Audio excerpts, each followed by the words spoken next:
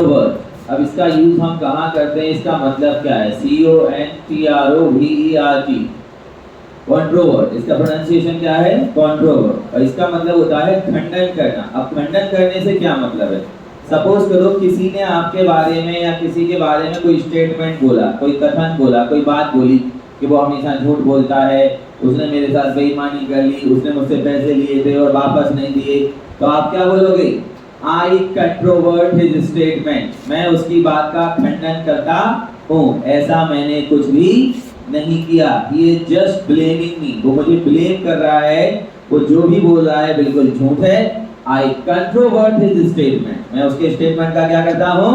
खंडन करता हूँ। या कई बार क्या होता है कि कुछ पॉलिटिशियन कुछ बोल देते हैं किसी के बारे में कि वो ऐसे हैं, वो वैसे हैं, तो जिसके बारे में बोला जाता है वो क्या कहता है कि भाई आई कंट्रोवर्ट हिज स्टेटमेंट, ठीक है, मैं उसका खंडन करता हूँ, ऐसा वास्तव में कुछ भी नहीं है।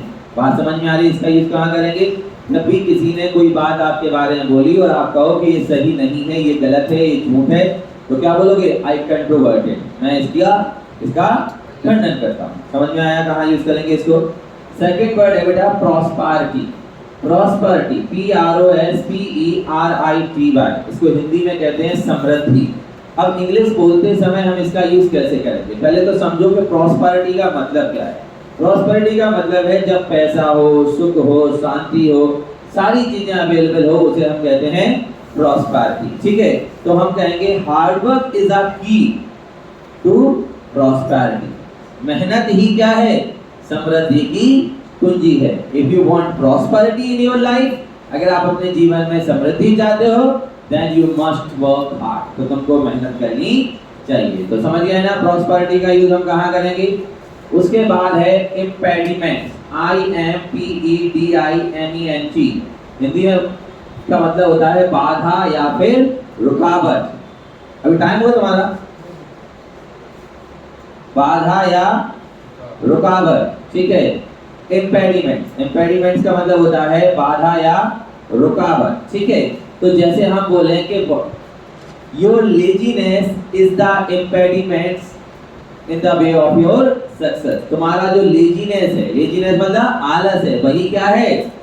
इज द बिगेस्ट इम्पेडिमेंट, सबसे बड़ी रुकावट है काय में? आपके सफलता के रास्ते में। तो जब भी हम किसी से कहना चाहें कि भाई ये चीज रुकावट है, ये चीज बाधा है, तो वहां पर हम काय का यूज करेंगे? इम्पेडिमेंट का यूज करेंगे। समझ में आ रही बात? इम्पेडिमेंट कहाँ यूज करते हैं आप? चाहे इंग्लिश बोलो चाहे हिंदी बोलो, जब भी आप कहना चाहो कि यही बाधा है, यही रुकावट है, तो क्या बोलोगे? दिस इज द इम्पेडिमेंट, यही बाधा है मेरे रास्ते में। नेक्स्ट है एलमेंट। एलमेंट का मतलब होता है बेटा बीमारी, ठीक है। अगर आप किसको ही बोलेंगे यार वो बहुत परेशान है, आजकल बीमार चल रहा है, तो क्या बोलोगे? व्हाट इज द एलमेंट, क्या बीमारी है उसे, ठीक है। व्हाट इज द एलमेंट, तो जब भी हम ये कहना चाहें कि क्या बीमारी है, कौन सी बीमारी है, तो उसको हम क्या बोलते हैं? एलमेंट बोलते हैं। स्पेलिंग क्या है? AILMENT, और इसका प्रोनाउंसिएशन क्या है? एलमेंट, ठीक है।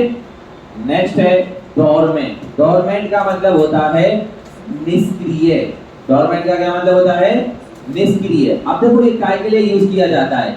जैसे मान लो किसी बैंक में आपका अकाउंट है, आपका बैंक में अकाउंट है, अब अगर आप उस अकाउंट को 1 साल तक ऑपरेट ना करो, तो बैंक वाले क्या नाम दे देते हैं उस अकाउंट को? तो ये अकाउंट अब से क्या है? डोरमेंट है। डोरमेंट है मतलब निष्क्रिय है, ना तो इससे आप कुछ निकाल सकते हो, ना ही इसमें जमा कर सकते हो। फिर तुम्हें दोबारा से उसे क्या करना पड़ेगा? रिज्यूम करना पड़ेगा, डॉक्यूमेंट जमा करने पड़ेंगे। तो डोरमेंट का मतलब निष्क्रिय, कि भाई ना इसलिए बिल्कुल भी काम नहीं कर रहा है। समझ में आ रही बात? खासकर ये बैंक अकाउंट में यूज किया जाता है। जब किसी का बैंक अकाउंट साल भर तक ऑपरेट नहीं किया जाता है, तो बैंक वाले उसको क्या नाम दे देते हैं? बैंक वाले उसको नाम दे देते हैं डोरमेंट, ठीक है। नेक्स्ट है अमोरस।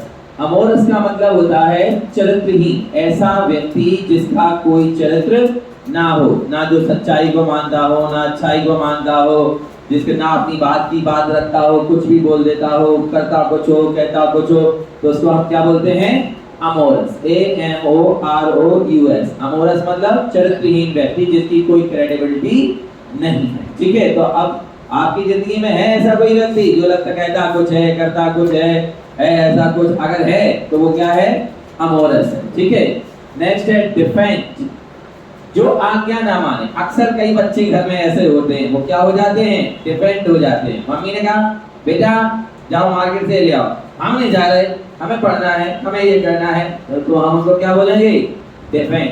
अब आप जानते हो किसी ऐसे व्यक्ति को जो डिफेंड हो, या आप खुद ही डिफेंड हो?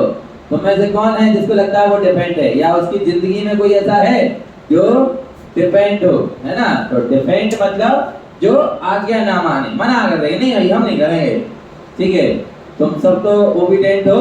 ओबीडेंट किस क्या होता है, डिफेंड का उल्टा होता है। ओबीडेंट जो आज्ञा का पालन करता है। तो तुम में से कितने लोग हैं जो डिफेंड हैं? कितने?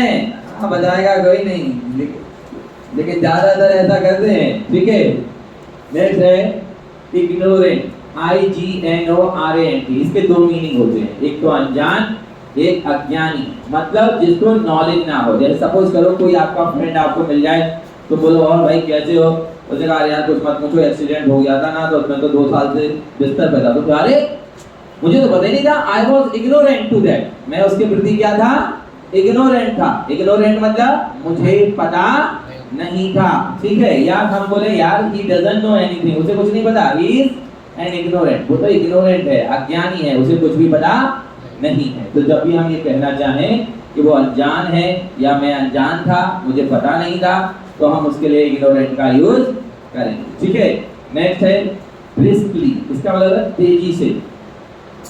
जैसे मैंने बोला जाओ नीचे जाओ, वो बॉक्स उठा के लाओ, आप जाने लगे, मैं क्या बोलूंगा, ब्रिस्कली। ब्रिस्कली मतलब तेजी से। मान लो मैंने कहा कि जाओ, तो तुम उठे, फिर एक कदम धरे, फिर दूसरा उठाए, फिर तीसरा धरे, तो मैं क्या बोलूंगा, ब्रिस्कली, जल्दी, फुर्ती में।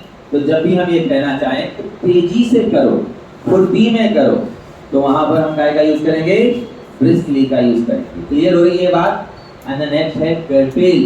कर्टेल का मतलब होता है कटौती करना। अगर हम किसी के काय में, किसी के अधिकारों में कटौती करें, जैसे हम बोले कि सपोज करो आपका अधिकार है कि आपको कुछ मिलना चाहिए। ठीक है, घर पे क्या हुआ, बड़ी बड़ी 5-7 चॉकलेट आई और एक छोटी, और तो तुम्हें पका दी छोटी और बड़े भाई बहन को बड़ी बड़ी, तुम क्या बोलोगे, you are curtailing my right. तो आप मेरे अधिकार को कर्टेल कर रहे हो, ये गलत बात है ना? हमें कर्टेल नहीं करना चाहिए। जैसे हम लोग क्या कर रहे हैं, पक्षियों को क्या कर रहे हैं, हम सारे पेड़ पौधों को, जंगलों को काटते जा रहे हैं, तो हम क्या कर रहे हैं, we are curtailing their rights. हम उनके हक को, उनके घर को, उनके रहने की जगह को क्या कर रहे हैं, कर्टेल कर रहे हैं, उनका हक मार रहे हैं। जब हम किसी का हक मार लेते हैं, उसका हक खुद छीन लेते हैं, ठीक है, तो उसके लिए हम कौन से वर्ड का यूज करते हैं, कर्टेल, CURTAIL। तो ये बात समझ में आई कैसे यूज करना है? देखो मेरी बात अच्छे से सुनो, वर्ड्स आप कितने भी याद कर लो, आप आज याद करोगे कल भूल जाओगे, but if you make them the part of your life, अगर तुमने उन्हें अपनी जिंदगी का हिस्सा बना लिया, then only you will be able to use them at the time of speaking, तभी आप उन्हें यूज करोगे। आपने देखा होगा कि आप सैकड़ों वर्ड याद कर लो, लेकिन जब बोलने की बारी आती है तो वही 2-4 बोलते हो जो जबान पर होते हैं। क्यों? क्योंकि वो हमारे सबकॉन्शियस माइंड में है, उन्हें हमने बार बार यूज किया है, इमेजिन किया है। ब्रेन की सबसे बड़ी ताकत है इमेजिनेशन पावर। तो अगर आप वर्ड्स को इमेजिन करके यूज करते हो, जैसे मैंने पहला वर्ड किया था कंट्रोवर्ट, तो आप इमेजिन करो कि किसी ने क्या किया है, किसी ने आपके बारे में कुछ बोला है और आप क्या कर रहे हो, यू आर कंट्रोवर्टिंग दैट स्टेटमेंट, आप उसका खंडन कर रहे हो। सबके सामने मीडिया खड़ी हुई है, माइक लगे हुए हैं, आप खड़े हुए हो बढ़िया कुर्ता पजामा पहने नेता की तरह, और आप क्या कर रहे हो, कंट्रोवर्ट कर रहे हो कि जो भी मेरे बारे में बोला गया है आई एम कंट्रोवर्टिंग इट। समझ गए?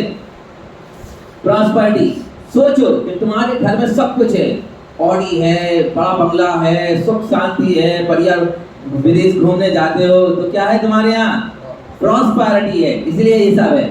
ऐसे इम्पेडिमेंट्स, सोचो कि कौन सी चीज है जो तुम्हें बार बार रोकती है। तुम सुबह 4 बजे नहीं उठ पाते हो, तो यही तुम्हारा क्या है, इम्पेडिमेंट्स है। सोचो तुम 4 बजे उठना चाह रहे हो, लेकिन अब देखा अलार्म बजा, क्या कहेंगे, 2 मिनट और, ये कह के बंद कर दिया। तो this is the impediments of your life. ये तुम्हारी जिंदगी की, ऐसे इमेजिन करो कि तुम उठ रहे हो, फिर तुम सोच रहे हो कि ये इम्पेडिमेंट्स है। एलिमेंट, समझ करो आज तुम्हें अच्छा फील नहीं हो रहा है, ठीक है, हाथ पैरों में दर्द हो रहा है, सिर में भी दर्द हो रहा है, तो क्या बोलोगे, I don't know what kind of element am I suffering, मैं किस तरीके के बीमारी से पीड़ित हूँ, समझ में नहीं आ रहा यार, बुखार भी नहीं है, लेकिन दिख भी नहीं रहा कुछ, लेकिन लग रहा है अंदर से वीकनेस आ रही है।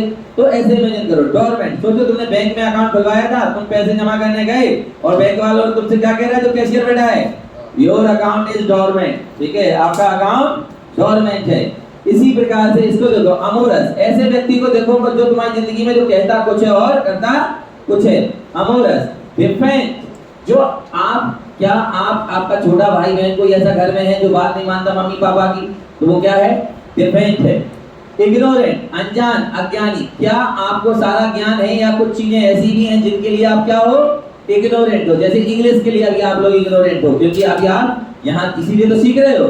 फिर इमेजिन करो कि तुम कहीं जा रहे हो और पीछे से आवाज आई, मम्मी ने बोला जल्दी, क्या बोलेंगे, ब्रिस्कली। ठीक है, और कर्टेल, सपोज करो किसी ने आपका घर पे रखी थी चॉकलेटें आपके लिए और बड़े भाई या छोटे भाई बहन खा गए, तो उन्होंने क्या किया, आपके राइट्स को